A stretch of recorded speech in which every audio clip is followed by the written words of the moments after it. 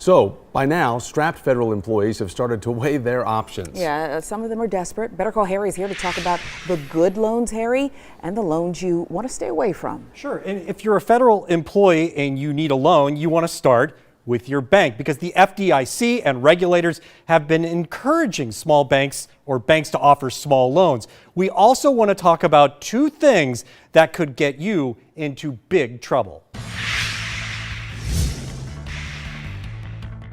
The best kind of car is paid for. So why would anyone risk losing it for quick cash? To stay above water.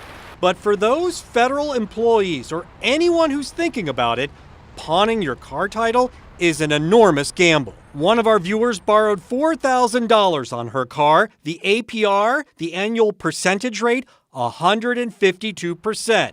Yeah, it's legal in Georgia. And here's the shocker. APR on title pawns can go as high as 300%. I needed money quick, and I knew that I was going to pay it off within the next 45 to 60 days. She took the gamble and lost. 2 months after the pawn shop repossessed the car, sold it, and kept the cash.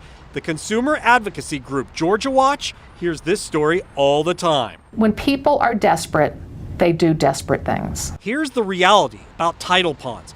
In Georgia, if you default, you have a 30-day grace period to get your car back. But on day 31, lenders have the right to repossess and sell. And here's the shocker. When the lender sells, he has the right to keep all the cash. We know that some title lenders do give the difference back. They should, shouldn't they? And of course they should, but they're not required to by law in Georgia. So you don't have a car to pawn. You could opt for the high-interest loan. All the Comptons had to do was go to their mailbox. The lender sent them a check. By cashing it, they had agreed to a high-interest loan. It's the devil to live with. I mean, you have to worry all the time, and it's not worth it. The couple got so deep in debt, they started rolling one loan into another. What a lot of people don't realize, some of these loans charge 50 to 60% interest.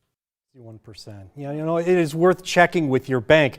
For example, Chase and Wells Fargo will reverse overdraft fees for federal employees. Some mortgage companies are waiving late fees. And how's this? Navy Federal Credit Union, we checked, is offering federal employees 0% interest on loans, short-term up to $6,000. Yeah. So there are some options out there, but you got to look for them. We're not telling people right now to go have a garage sale. Yeah, I mean, it does beg the question, though.